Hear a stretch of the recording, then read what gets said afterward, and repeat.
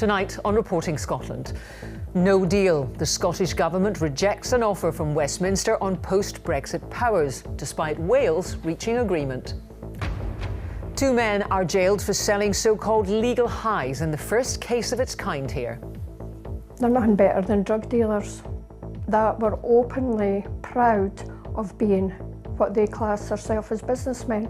That's not businessmen. Also on the programme. The risk of developing cancer rises by 2% for women, but falls for men. A charity says food bank use is up as it gives out a record number of emergency parcels. And the countdown is on. 100 days to go until the European Championships arrive in Glasgow.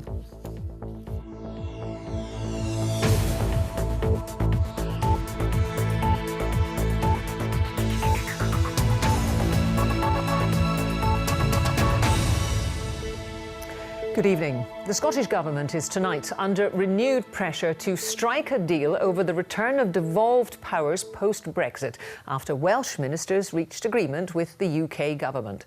But Scottish ministers continue to insist that the compromise approved by Wales remains unacceptable to them. Here's our political correspondent, Glenn Campbell. Side by side, the First Ministers of Scotland and Wales teamed up to take on the UK Government over the so-called Brexit power grab. But what's happened to that united front? The Welsh Government's agreed a deal, the Scottish Government has not. At Holyrood, SNP ministers said the latest UK offer on how powers like fishing and farming are to be used once we leave the EU does not respect devolution. It would be an outrage if the UK Government decided to use what the people of Scotland did not vote for, Brexit, to undermine what we did vote for, devolution. The UK Government has no mandate to undermine the powers of this Parliament.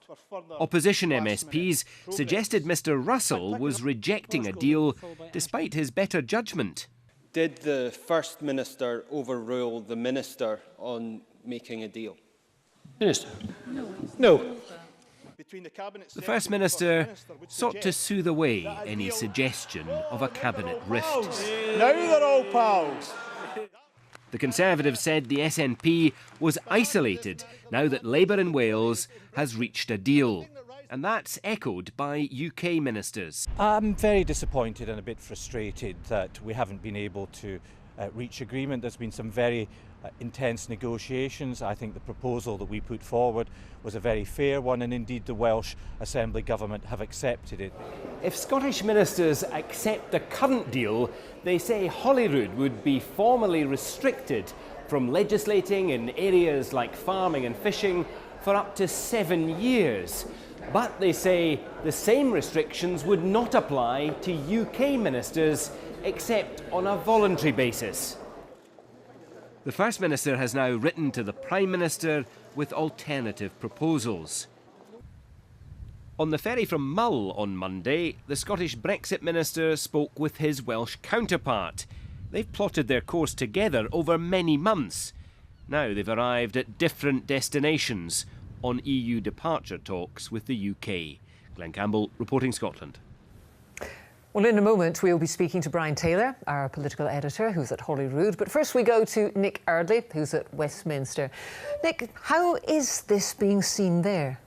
Well, Jackie, ministers in London thought today could be the day that they got a breakthrough on this. They thought they were on the same page as the Scottish Government and a deal was there to be done. Clearly not. You heard in Glenn's piece there the real concerns the Scottish Government still has. But that's left many here frustrated because they think they've made compromises. Compromises like earlier this year, saying the majority of powers would automatically go to Holyrood. That won over Scottish Conservatives who'd been critical. And further proposals today which have won over the Welsh Government. And that Welsh agreement allows the UK Government to say, well, how could this be an attack on devolution if a devolved government, the Welsh Government, is agreeing to it? Now, clearly, ministers in Edinburgh disagree with that. They have, as I say, real concerns. But instead of a deal being done today, the talks are continuing. UK ministers say they still hope Scotland might come on board, but Scottish ministers still want changes. Thank you very much, Nick. Well, let's go to Brian now. Brian, where does this leave the Scottish Government? intriguing thing, Jackie, is that initially it was the Welsh government that was more vitriolic about the UK proposals. It was Carwyn Jones that was talking of a naked power grab even before that sort of language was used here at Holyrood. This decision by Wales to compromise leaves the Scottish ministers isolated in two ways. First of all, it removes the guard, the cover, if you like, that Wales provided, that they could say this wasn't just an SNP gesture, it wasn't just about independence, look at what they're saying in Wales, that's gone. Secondly, if there is, this was always on the one hand about a deal, but also about an ultimate blame game, and this leaves it open to the argument that if there is no final agreement across the UK as a whole, across these islands as a whole, then blame might be said to attach to the Scottish government rather than the UK or Wales, and indeed that blame is already being attached here at Holyrood by opposition Conservatives. But Scottish ministers say tonight, no matter what is done in Wales, no matter what compromise is reached there, this is about a fundamental principle that these are devolved powers, albeit partly administered by Europe, that are returning to these islands. They are devolved powers that should return to Holyrood. It should not be open to the UK government and to London to interfere with Holyrood's powers, even on a limited period, which they say could be as long as 7 years. Will there be further talks? Yes, there will. There will be further talks between Scotland and the UK government in an effort to reach a deal before that bill goes finally through Westminster. I think that gives them about 3 or 4 weeks to reach a deal. Are they optimistic tonight? No, they're not. But there will still be negotiations. On this question of whether the First Minister vetoed Mike Russell, the Scottish Government say that's nonsense. Well, Brian at Holyrood and Nick at Westminster. Thank you both. Two men who ran shops as fronts for selling so-called legal highs have both been jailed for 4.5 years. Some of the men's customers needed hospital treatment after taking the drugs, including a 13-year-old. One shop was exposed in a BBC Scotland investigation, as Andrew Anderson reports. 2015, BBC Scotland goes undercover. This is Paul Brocklehurst. And the team find Brocklehurst is selling psychoactive drugs from his shop in Perth city centre. Legal substances at the time, but not to be sold for human consumption. Come and give us your feedback, yeah? Come and give us your feedback. The shop even operated a loyalty scheme. Consuming it. Today at Dundee Sheriff Court, the law caught up with Brocklehurst. He'd admitted culpable and reckless supply to the danger of life and health. Joining him in the dock to be sentenced on an identical charge, Liston Pasiti. He ran shops in Montrose and Arbroath. Do anything to help anybody. He loved his cars. At her home in Arbroath, Laura Mackay remembers her brother Michael. A recovering heroin addict, he turned to so-called legal highs and they killed him. He'd went to like a walking zombie in a matter of months. He became very withdrawn with the family and just wanted to stay away. That's when you can tell that something's wrong with him. Laura's clear on what she thinks of those like Brocklehurst and Pasiti who peddled psychoactive drugs. They're nothing better than drug dealers that were openly proud of being what they class themselves as businessmen. That's not businessmen, far from it. Psychoactive drugs can cause a range of serious medical problems, including strokes, heart attacks and powerful hallucinations. In Arbroath, local people took to the streets to protest against the shops selling psychoactive substances on their doorstep, and they pleaded with the owners, including Liston Pasiti. Many folks went into the shop to speak to them, but there was really a denial. What we're doing here is perfectly legal, no problem whatsoever. We didn't believe that. We saw the pain and the suffering and the devastation that was being caused in people's lives. So we were fairly sure what was going on and we wanted to stop it. Today, Paul Brocklehurst was jailed for 4.5 years. Liston Pasiti handed the same sentence. The sheriff told them they were lost to all human decency. Andrew Anderson, reporting Scotland. A murder trial has heard that a woman may have lain dead for weeks before she was found. Sharon Greenup also had 19 rib fractures. Miss Greenup's daughter and her sister are accused of murdering the 46-year-old at their home in Troon. Katrina Renton reports.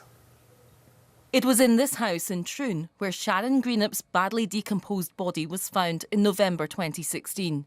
Today, the pathologist who carried out the post-mortem told the court there were areas of mummification on Shadden's body and that she may have lain dead for several weeks. The court heard Shadden had been badly injured. The prosecutor, Ashley Edwards QC, asked Dr Gemma Kemp, "Did you find a number of rib fractures, 19 in total?" "Yes," she replied. And Dr Kemp said she believed the fractures, which had a range of ages, were caused by blunt force trauma, an impact of some kind. Dr Kemp said that she thought with the distribution and the different ages of the injuries that they were caused by inflicted trauma. They were not accidental, a deliberate act. An assault, she was asked. Yes, she replied. She said there was no natural disease that would account for Shadden's death, but the condition of her body when she was discovered meant that no definitive cause could be found. The court also heard about graffiti written on doors in the house that said, "Death is a permanent solution to a temporary problem, and if you don't live for something, you'll die for nothing." Shadden's sister, Lynette Greenup, and Shadden's daughter, Shayla Greenup, both deny murdering her. They also deny continuing to claim her benefits after her death. Katrina Renton reporting Scotland at the High Court in Glasgow. Cancer rates in Scotland are continuing to rise, according to figures just published, with those aged 60 or over at most risk.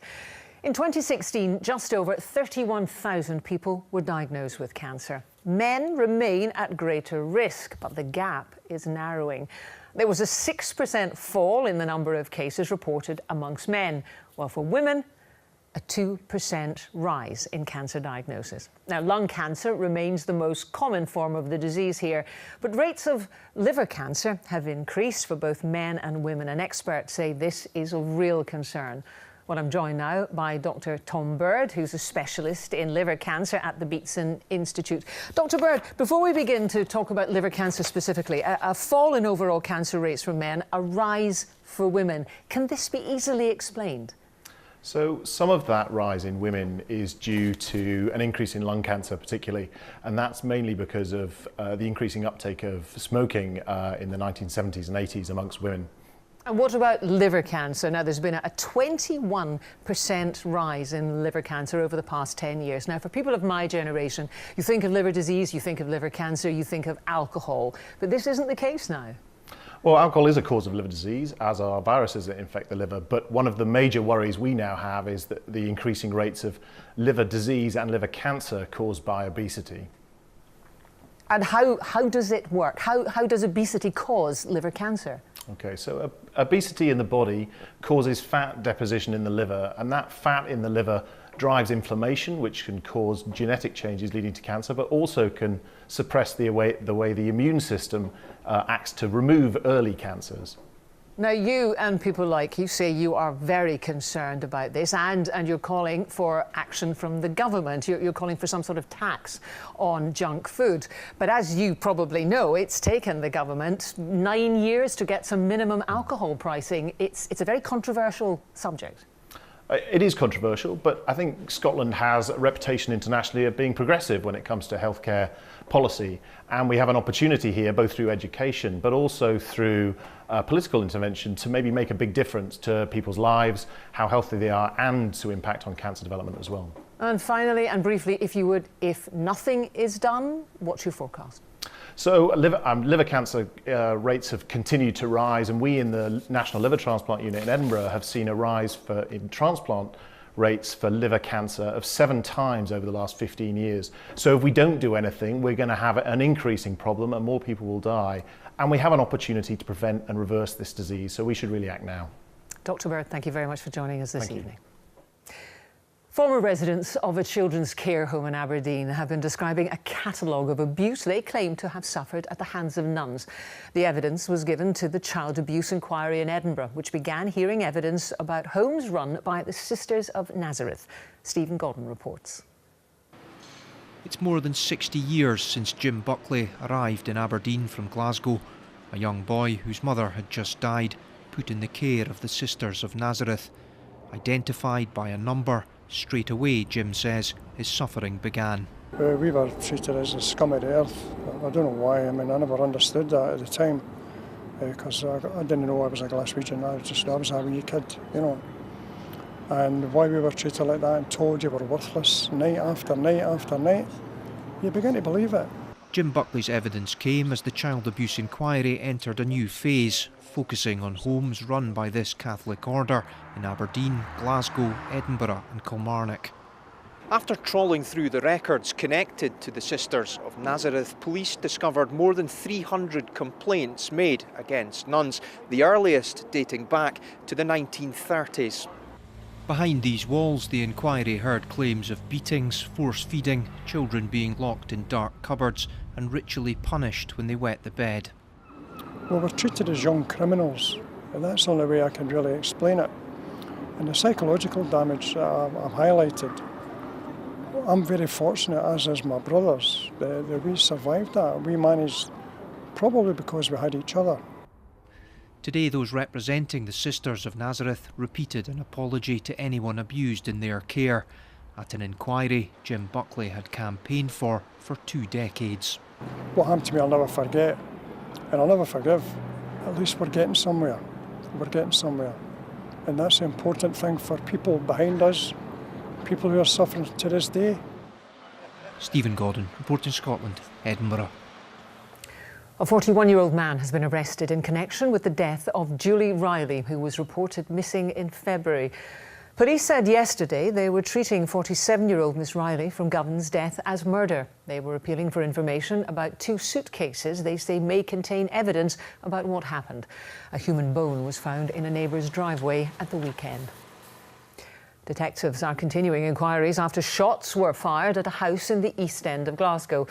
Police Scotland said they were alerted around 10 o'clock last night to the incident in Mill Road Drive in Carlton. They said no one had been injured, and so far their investigation has revealed it was a targeted attack. Earlier this month, a man was assaulted and seriously injured during an incident in the same street. It's just after 6:45. A reminder now of tonight's main story. The Scottish Government rejects an offer from Westminster on the withdrawal bill on where powers go post-Brexit. Wales, however, strikes a deal. And still to come, these star siblings of the classical music world call for continued free music tuition in schools. A food bank charity says it gave out a record number of parcels last year and claims more people are using them because their benefits don't cover the cost of essential items. However, the UK government disputes this and says it's wrong to link a rise in food bank use to a single cause. Andrew Black can tell us more. Vegetables. At this Glasgow food bank, staff get ready for another busy day. There's increasing demand for their services from people like David. He's partially sighted and can't work, but turned to a food bank after a benefit cut left him with £20 a fortnight to live on. It's kind of embarrassing, but when you've not got the money, you've got to do something. You can't live on fresh air. But for price increases, it's not helping as much either.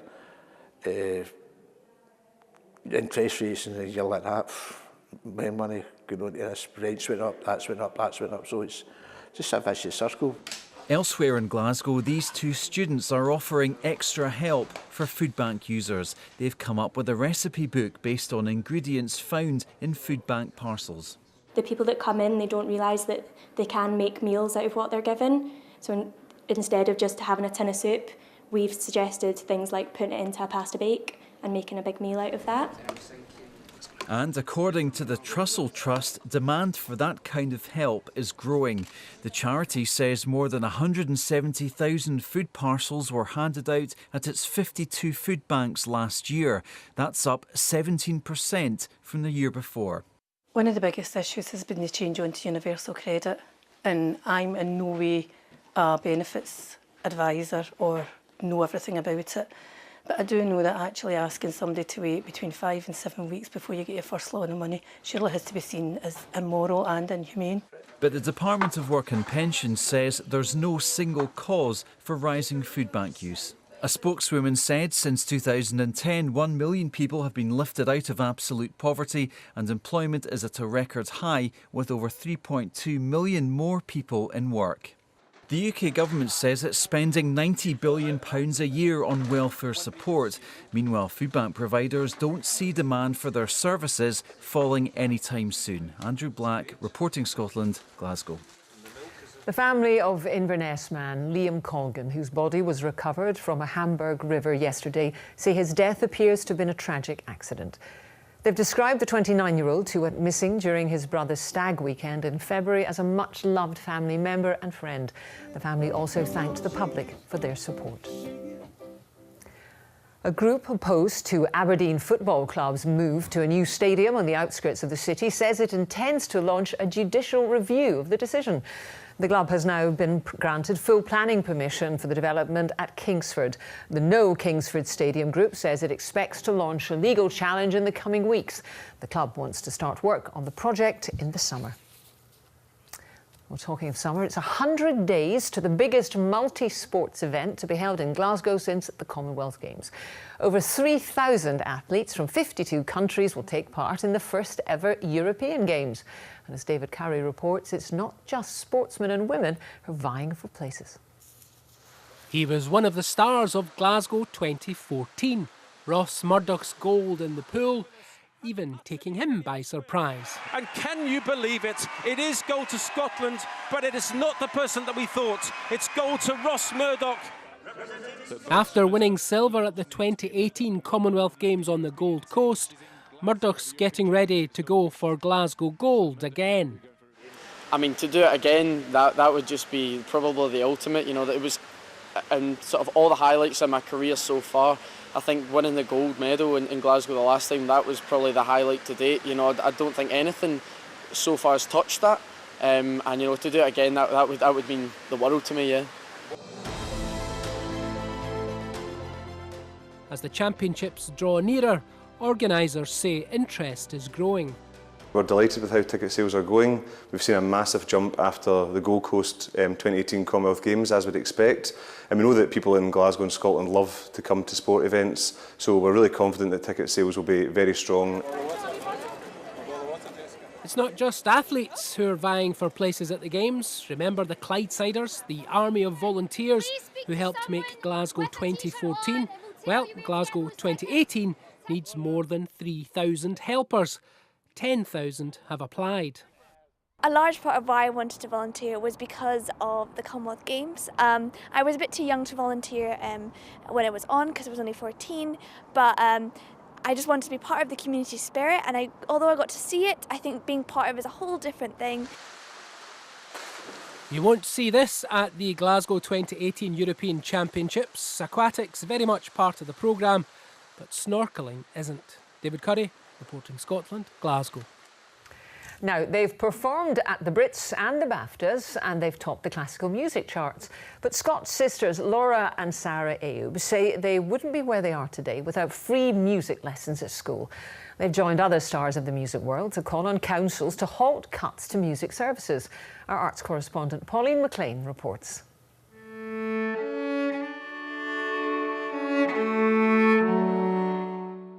They now perform internationally, but for the Ayoub sisters, music began at school in Scotland. Oh, it was hugely important, not only the one-to-one lessons that we were able to have with really, really spectacular teachers, but the whole environment, being able to play in an orchestra, being able to sing in a choir, play in chamber music groups and get coaching on a weekly basis. But a lot depends on where you live. Renfrewshire Council is one of 10 authorities where they don't charge for music tuition, and the only one in Scotland to increase funding this year. In the other 22 areas, musicians must pay for their music lessons, anything from £100 to £500 a year. It's so important to the well-being of children and social integration and all of these things. And I think it's unacceptable in 21st century Scotland that children only can get access to music if they can afford it. It's just not acceptable at all. It's a complex picture, and many believe only the Scottish Government can resolve it with a nationwide strategy. They already support the Youth Music Initiative to the tune of £1.6 million and reach 250,000 pupils.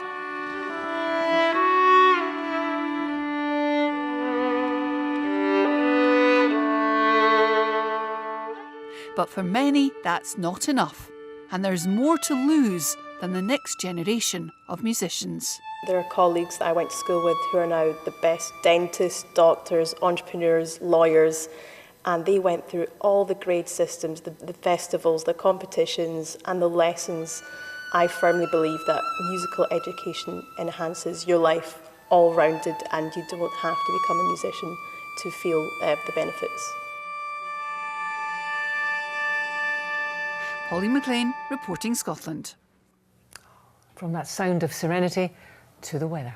Gillian. Jackie, it's weather on repeat this week, and the pattern is one of sunshine and showers, and we had a bit of both today. Beautiful blue skies over Fife and shower clouds looming over Argyll. Thank you to our weather watchers. So this is the setup. We've got westerly winds driving in showers off the Atlantic. This is the chart for tonight, but it could just as easily be tomorrow or Thursday because the setup will remain largely unchanged. This evening, still a fair few showers around at first, albeit still with some late sunshine. And then overnight showers will ease, becoming largely confined to the Northern and Western Isles, the Northwest Highlands, Northern Argyll, and for Central and Eastern Scotland, some long clear spells making for quite a chilly night, particularly for the East Highlands, inland Aberdeenshire. We'll see temperatures dipping low enough for a touch of frost in places. So tomorrow, it's a chilly start for Central and Eastern Scotland, but a bright one with sunshine. We'll have showers across the west from the outset, and they'll quite quickly push eastwards. And in the sunshine, as temperatures begin to rise, we'll also see some showers triggered by daytime heating. So by about 4 o'clock, it's quite a showery story. The dark blues, the greens indicating the heavier showers, the white indicating hail, because there will be some hail and thunder in the mix.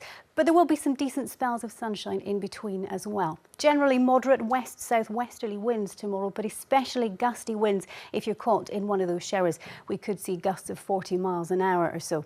Into tomorrow evening, some late sunshine, especially for Central and Eastern Scotland, as showers again become largely confined to the west, and it won't be quite as cold tomorrow night. We head into Thursday and it's that familiar story, those westerly winds driving in showers, and they'll become widespread by the afternoon. They'll be heavy in places. Again, we'll see that risk of hail and thunder, and showers merging later in the afternoon to give some longer spells of rain in the northwest. For Friday, it's still showery, and the added complication of this low to the south could bring some longer spells of rain into southern Scotland, but it's staying unsettled into the weekend. That's the forecast. Thank you, Gillian. And that's Reporting Scotland. Our next main news is at 10:30. Until then, from all the team, have a good evening. Bye-bye.